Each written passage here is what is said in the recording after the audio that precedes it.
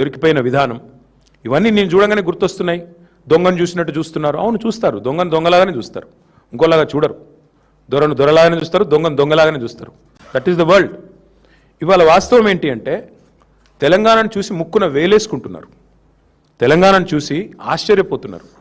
కేంద్రం సహకరించకపోయినా, ఎట్లా తెలంగాణ వాళ్ళు ఒక జాతీయ ప్రాజెక్ట్ ఇవ్వకపోయినా ఇంత సాగు విస్తీర్ణం ఎట్లా పెరిగింది, ఇన్ని పంటలు ఎట్లా అద్భుతంగా పండిస్తున్నారు తెలంగాణ రైతులు, ఏం మ్యాజిక్ చేసింది తెలంగాణ. పీయూష్ గోయల్ మాటలు చెప్పాలంటే క్యా చమత్కార్ కరే భయ్ తుమ్లోగా అన్నాడు. అది ఇవాళ తెలంగాణను చూసి దేశం ఆశ్చర్యపోతున్న తీరు.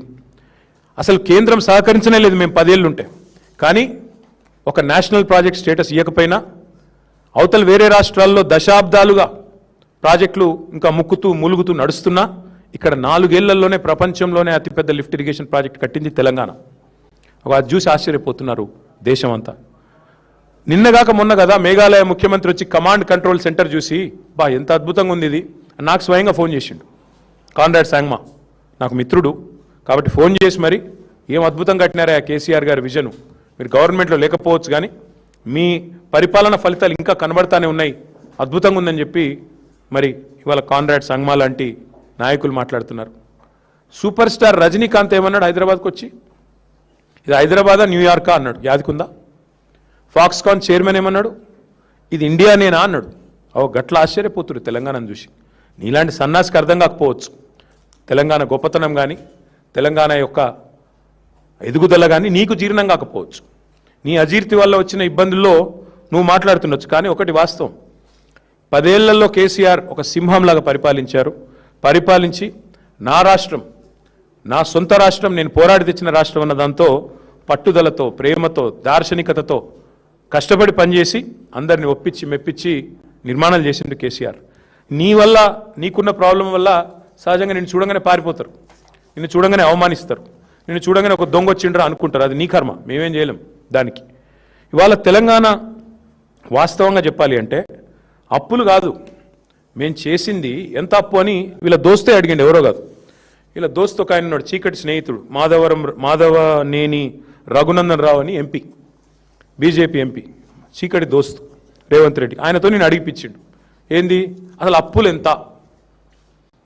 ఎంత అని పార్లమెంటులో ఒక ఎంపీ గారు అడిగితే పార్లమెంట్లో కేంద్ర ప్రభుత్వం ఇచ్చిన, మీ బడేబాయ్ ఇచ్చిన సమాధానం, మీ పెద్దన్న మీ బడేబాయ్ ఏం చెప్పినల్లా, కేసీఆర్ వచ్చిన రోజు అప్పులెంత, దిగిపోయిన రోజు అప్పులెంత అంటే ఇగో ఇది, this is the total picture presented to parliament by RBI by CAG.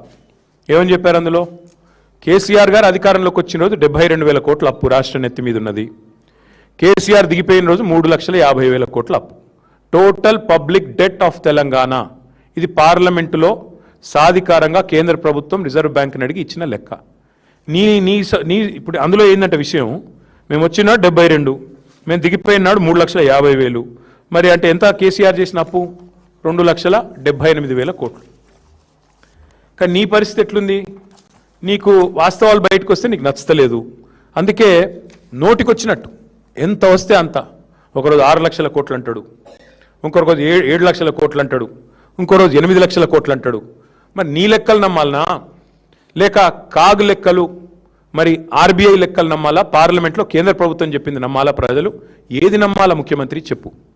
తెల్లారు లేస్తే వెనకటికి ఎవడో మొహంబాలెత్తి అద్దంబాలు కొట్టుకున్నట్టు నీకు పరిపాలన చేతగాక గత ప్రభుత్వం మీద ఇంకెన్ని రోజులు ఏడుపుల్ని, ఎన్ని అబద్ధాలంటే నేను ఒకటే వేదిక ఇద్దరు ముఖ్యమంత్రి ఉప ముఖ్యమంత్రి నెంబర్ 1 అండ్ నెంబర్ 2.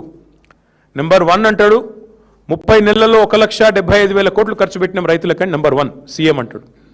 అదే వేదిక మీద మరో ఒక 5-6 నిమిషాల తేడాలో ఉప ముఖ్యమంత్రి గారేమో 1,56,000 కోట్లు అంటాడు. అంటే వాళ్ళకి అబద్ధాల్లో కూడా పొంతం లేదు. 20,000 కోట్ల అంతరం అక్కడిదక్కడే 5 సెకండ్లు 5 నిమిషాల తేడాలో. అంత చండాలమైన పరిపాలన నీది. ఇంకొక మాట, ఇది కాగ్ రిపోర్టు, ఇందులో నెలకు ఎంత వీళ్ళు కట్టింది 2026-27తో సహా మొత్తం ఉంది, కావాలంటే 25 ఉంది, 26 ఉంది, 27 ఉంది. ఏ నెల కూడా వీళ్ళు 2,400 2,500 కోట్లు దాటి కట్టలేదు. కానీ ఏం చెప్తారు ప్రతిసారి 6,000 కడుతున్నాం, 6,000 కోట్లు కడుతున్నాం, 7,000 కోట్లు కడుతున్నాం. వాళ్ళ ఇష్టం, నోటికి మొక్కాల. ఇది కాగ్ లెక్క. మరి కాగ్ లెక్క నమ్మాలా నీ కాకి లెక్కలు నమ్మాలా? అంటే అప్పుల్లో మీరు చెప్పేది తప్పే, మిత్తిల్లో మీరు చెప్పేది తప్పే. మళ్ళీ ఇంకా దాని మీదకెళ్ళి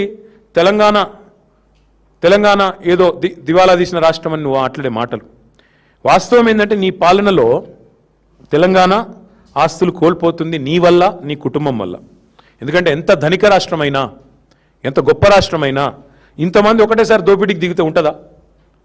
7 అన్నదమ్ముళ్ళు, ఆయన పొంగు లూటి, పక్కకెళ్ళి ఇంకా వేరే లూటి, ఒకరు కాదు 10 మంది ఒక దండుపాలెం ముఠాలాగా తగులుకుంటే ఎంత పెద్ద రాష్ట్రమైనా, ఎంత గొప్ప రాష్ట్రమైనా మీ భూదాహానికి 1,00,00,000 ఎకరాలు మీరు ప్రైవేటెడ్ లిస్టులో పెట్టి మీరు చేస్తున్న 30% లూటీకి, మిస్టర్ 30%లు, మినిస్టర్ 30%లు, మీ లూటీకి, నీ బెదిరింపులకి చివరికి మీ పరిస్థితి ఎట్లా ఉందంటే మీ సొంత మంత్రుల కుటుంబ సభ్యులు చెప్తున్నారు కదా, పారిశ్రామికవేత్తల తలకు తుపాకులు పెట్టే దిగజారుడు సంస్కృతి ఇవాళ ఈ రాష్ట్రంలో తెచ్చిందేవాడు?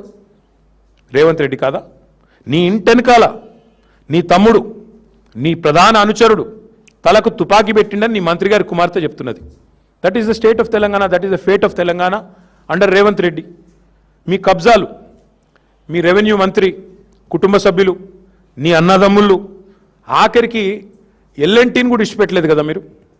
ఎల్ఎన్టీ సిఎఫ్ఓను జైల్లో పెడతా అని బెదిరిస్తేవి, ఎస్బీఐ వాళ్ళు కోర్టుకు పోతే వాళ్ళను బ్లాక్మెయిల్ చేయబడుతుంది. మరి నీ బేకార్ మాటలకు కొత్తగా ఎవడన్నా పరిశ్రమలు పెట్టాడు వస్తాడా? అందుకే నేను అనేది రేవంత్ రెడ్డి గారు, మీరు రాహుల్ బంధు బంద్ చేసి, పొంగులేటి బంధు బంద్ చేసి, బ్రదర్స్ బంధు పథకం బంద్ చేస్తే అన్ని సెట్ అవుతాయి. బ్రదర్స్ బంధు, పొంగులేటి బంధు, రాహుల్ బంధు, రైతు బంధు లేనేలేదు కదా ఈ రాష్ట్రంలో. ఇది వాస్తవం. ఇంకొక మాట కూడా నేను చెప్పేది వారికి, అప్పుల విషయంలో నువ్వు చెప్పేది శుద్ధ తప్పు. అట్లాగే మీరు నెల నెల కడుతున్న మిత్తిల విషయంలో నువ్వు చెప్పేది శుద్ధ తప్పు. సంపద విషయంలో కూడా నువ్వు చెప్పేది శుద్ధ తప్పు. తెలంగాణ వచ్చినాడు నెలకు తెలంగాణ యొక్క రెవెన్యూ 2014లో మేము అధికారంలోకి వచ్చిన కొత్తలో నెలకు 4,000 కోట్లు మాత్రమే తెలంగాణ రెవెన్యూ. అదే మేము దిగిపోయినాడు నెలకు 18,500 కోట్ల రెవెన్యూ పెంచి, అంటే 4.5 లక్షల కోట్లున్న జిఎస్డిపిని, గ్రాస్ స్టేట్ డొమెస్టిక్ ప్రోడక్ట్ని 15 లక్షల కోట్లకు తీసుకుపోయి, అంటే రాష్ట్ర సంపద పెంచి 4,000 కోట్లు నెలకు వచ్చే పరిస్థితి నుంచి 18,500 కోట్లకు తీసుకొచ్చి నీ చేతిలో పెట్టినాం. మరి ఇంకా కూడా సిగ్గు లేకుండా అప్పుల మీద తప్పే నువ్వు చెప్పేది, తప్పుడు ప్రచారం. సంపద మీద నువ్వు పెంచేది తప్పుడు మాటలే, సంపద మీద చెప్పేది తప్పులే. ఈ అన్నింటికి మించి మళ్ళీ రైతు బంధు విషయంలో కూడా మీరు నిన్నటికి నిన్న మీరు మాట్లాడిన దిగజారుడు మాటలు 1-2 కాదు, ఎన్ని తప్పుడు మాటలు నిన్న కూడా. రాష్ట్రంలో అంట ఈయన వచ్చినాకనే రైతులకి ఏదో గొప్ప పని చేసినాడంట. ఏం గొప్ప పని చేసినావా నువ్వు? వాళ్ళ రాష్ట్రంలో ఏ రైతును అడుగుదాం చెప్పు. ఎంత మీరు ఎగ్గొట్టింది ఎంత ఇంతవరకు? ఈరోజు వరకు కాంగ్రెస్ ప్రభుత్వం వచ్చిన తర్వాత ఎగ్గొట్టింది ఎంత అంటే అక్షరాల రైతులకి, ఓన్లీ రైతులకు నేను చెప్పేది, వేరే వాళ్ళకు కూడా కాదు, 1,13,000 కోట్లు రేవంత్ రెడ్డి గారి ప్రభుత్వం ఎగవేసిన సొమ్ము ఎంత అయ్యా అంటే ఓన్లీ రైతాంగానికి 1,13,000 కోట్ల రూపాయలు. ఎట్లా?